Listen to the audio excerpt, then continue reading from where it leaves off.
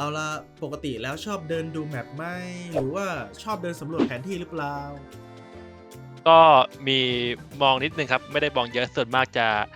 เดินมงอย่างเดียวครับผมตายก่อนมองจอเพื่อนก็ตอนเล่นอลีดพอดูอยู่บ้างครับแต่ตอนเล่นแรงนี่ไม่ค่อยได้สนใจเท่าไหร่ก็เอาจริงๆก็มีบ้างครับเวลาแบบว่าเล่นแรงแล้วโดนยิงบ่อยๆมันก็จะไม่ค่อยโฟกัสเกมเท่าไหร่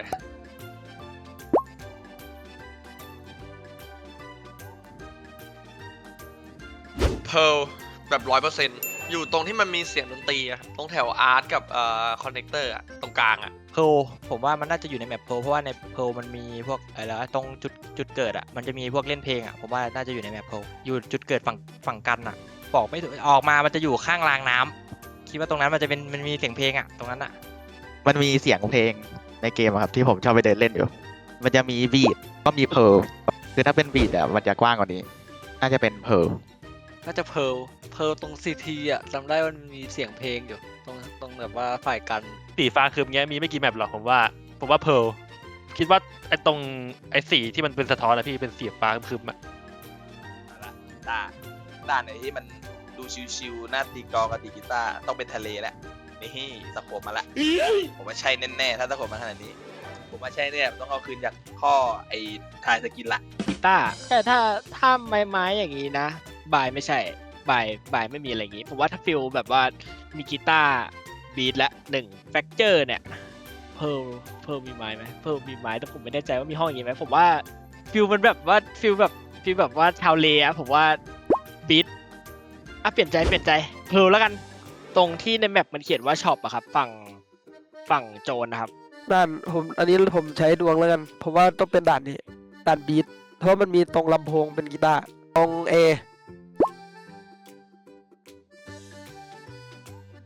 จำได้ไม่ต้องคิดอะไรมากเลย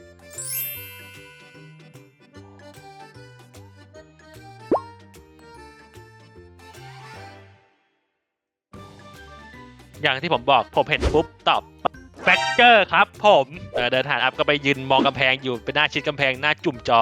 แฟกเจอร์ครับ คิดว่าไอบ็อกครับไอบ็อกมี ด่านนี้ก็โดนด่านนี้ก็เสร็จละผมสแกนนิ้วอย่างนี้นี่ผมมีบัตรพนักงานด้วยนะรู้ป่ะด่านเนี้ยเรียบๆแล้วก็ตรงฝาล่างมันจะเป็นแบบตัดกดตัดอย่างเงี้ยแล้วก็มีแบบชื่อพนักงานข้างบน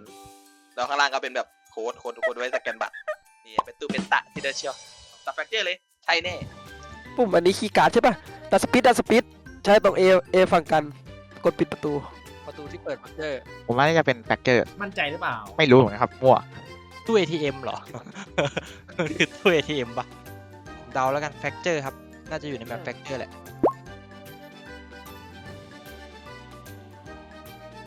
เกือบละ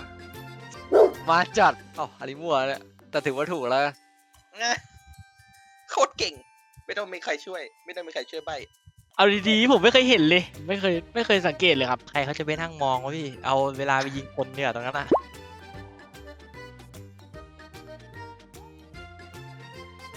บายครับมีไลน์อัพด้วยผมจำได้ตรงเนี้ยมีนกนกบินอยู่ตรงนี้ ไม่นางด่านอะไรเนี่ยโอ้ยด่านบายแล้วกันตรงมันมีนกอย่างงี้ผมว่าตรงนี้พี่แถวจุดเกิดจุดเกิดฟังบุก แอสเซนกับฮาเวนผมเดาแล้วกันคิดว่าน่าจะแอสเซนครับคุ้นดิ ข้อนี้ยากเลยไม่ง่ายเลยนะผมว่าไม่ใช่สีแมปไม่ใช่เพร์ลเพราะสีแมปของเพร์ลจะออกมืดๆนิดนึงตรงนี้ถ้าบายเนี่ยสีมันจะออกส้มๆนิดนึงกำแพงผมจำได้ตอบว่าบายครับ บายหน้าวาร์ปจากบีลอง ดันบายชัวร์ ผ่านไลน์อัพเหรอผมมองจากที่ผมเห็นในรูปมันกำแพงแบบมันคล้ายๆด่านฮาเว่นแล้วก็ก็ไม่น่าใช่ไม่น่ามีผมคิดว่าน่าจะฮาเว่นเนี่ยแหละพี่ ถ้าตรงแมปเป็นแบบนี้นะแบบว่าสี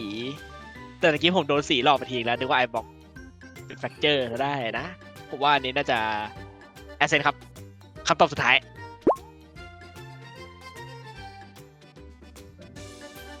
แต่บายมีอุโมงค์ด้วยเหรอ เอ้าคมจริง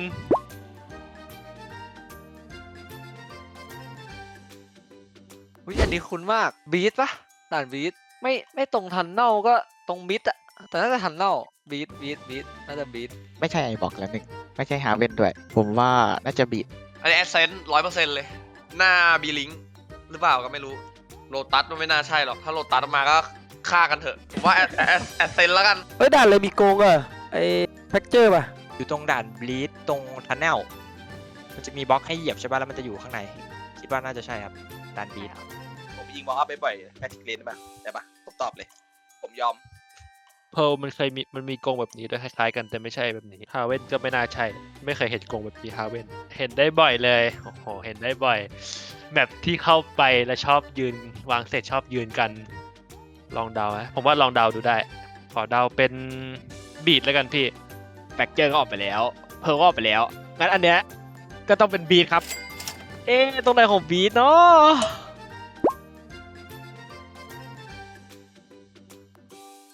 เฮ้ยถึงอยู่แถวทันเนลไง ก็ได้อยู่พี่แต่ถึงจะใบเยอะไงผมก็ยังงงอยู่ดีเมื่อกี้ผมต้องใช้เกมเซนส์เกมเดา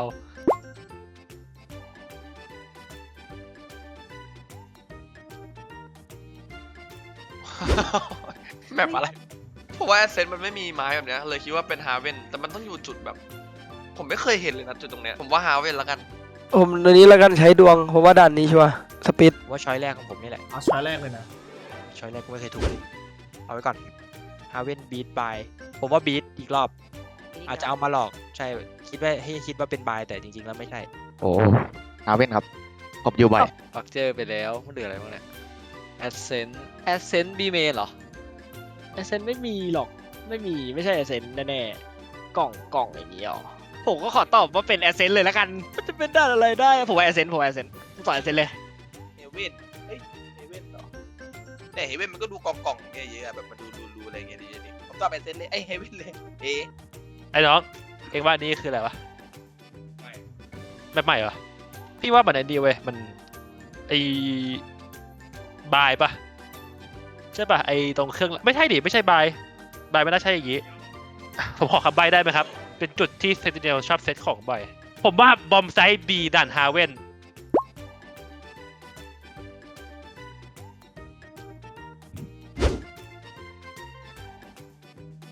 กอดอกเลยยืนกอดอกเลย ผมยืนบ่อยจริงมุมนี้ ยืนซื้อของอยู่ ใช่เขายืนเซ็ตของตรงนี้ไปเลย มันคือตรงไหนของฮาเว่นอะ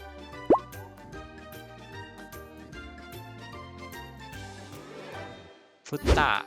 ภาษา นี่ดูจากภาษาละอิตาลีแอดเซนมีเขามีโครงแอดเซน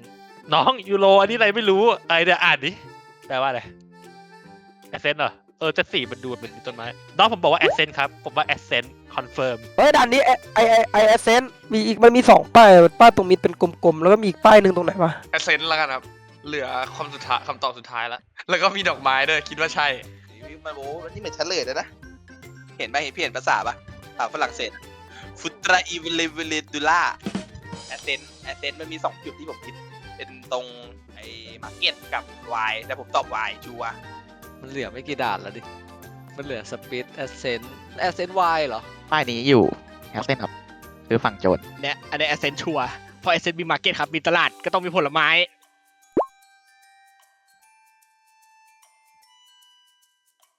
ไล่มาจนเหลือด่านสุดท้ายแล้ว อันนี้คือเพิ่ม2คะแนนได้ไหมเพราะผมทายจุดถูกได้อะไรอย่างเงี้ย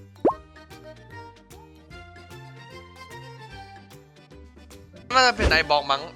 ไอพื้นข้างๆมันคืออะไรวะน่ะผมคุ้นๆแบบพื้นสีส้มข้างล่างมากเลยน่าจะไอบอกวะ ไอ้สัญลักษณ์เนี้ยน่าจะไอบอกเพราะไอบอกยังไม่ได้ตอบด้วยช่วยหน่อยได้ไหมไอบอกครับยืนยันคำตอบครับ ด่านนี้ด่านนี้ด่านบายตรงเฮเว่นไม่ใช่คันเซิลด่านนี้ไอบล็อกจุดเกิดฟังกัน มองแล้วเห็นเลยกล่องนี้มันในบล็อกมันเยอะอะ ไอ้บล็อกผมว่าไม่น่าใช่ก็ผมไม่เห็นมุมนี้ ไม่เคยเห็นเลย แต่ตรงนี้ไม่น่าใช่เฮเว่นขอตอบไอ้บล็อกนะครับ โอ้โห ใครไม่รู้เนี่ยไอบ็อกซีที ไอ้บล็อกว่าไอ้บล็อกแน่เลยไอ้บล็อก อุ้ยอันนี้ด้านบายหรือไอบล็อกวะไม่แอสเซนต์อะไรไม่มีแอสเซนต์อันเนี้ยในกล่องเนี้ยไอบล็อกไว้เชื่อพี่ป่ะพนันกับพี่ป่ะคนละ100เองตอบเลยผมว่านะ คือน้องผมมันแบบมันไม่ช่ำพอผมคิดว่าน่าจะเป็นไอบล็อกไอตรงบอมเอไอตรงทางขึ้นไปข้างบนเบลอะด้านขวามันจะเป็นกล่องป่ะ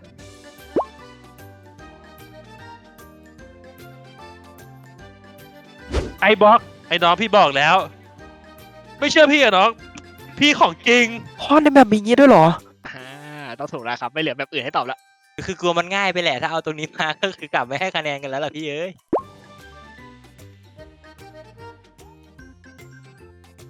มันน่าจะดัน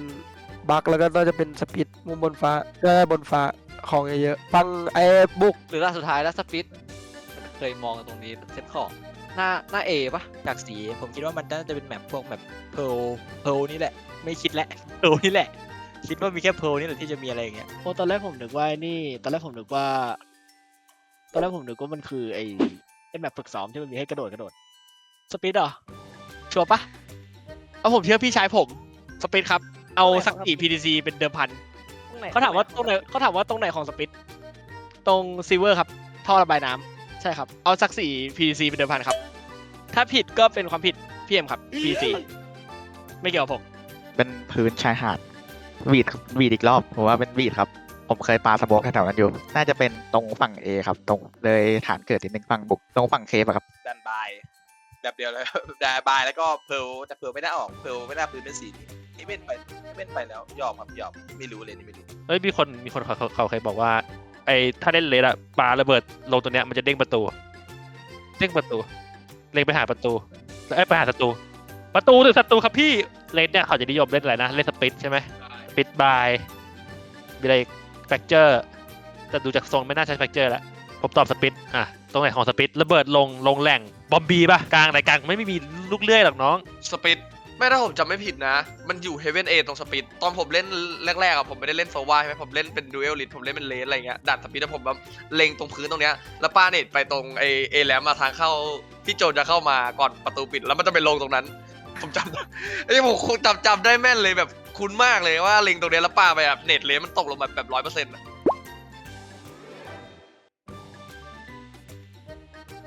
ตอนแรกอะผมก็คิดว่ามันไม่ใช่ซิลเวอร์หรอกแต่พี่เอ็มเขาตอบแบบมั่นใจมาเลยผมก็ตามนั้นนะครับเขาบอกว่าขอยากๆได้ไหมครับพี่ผมอยากตอบมากเลยไม่มาถ่ายเองอะ กูอะไรล่ะมัวคู่อยู่เอทาวเวอร์ โอเค มารีวิวให้ตัวเองกันก้า ผมไม่ค่อยสังเกตเท่าไหร่ผมให้ตัวเองสัก7 เต็ม 10 ไม่เคยไม่รู้จริง อันนี้ครั้งแรกเลยไม่เลยในแมปเนี่ยทุกอันที่ให้ดูนะหลายบล็อกคุณอันเดียวเลย ที่เหลือไม่คุ้นเลย วันนี้ผมให้10 เต็ม 10เลยไม่มีข้อไหนที่ผมผิดเลย 10 เต็ม 10ครับผม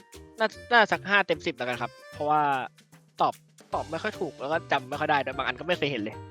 ก็สำหรับตัวเซตของก็ ถ้ามุมไหนมุมเซตก็จำได้เลยครับอันเนี้ยแต่บางอันก็งงๆหน่อยอย่างเช่นในอันฮาเว่นอะ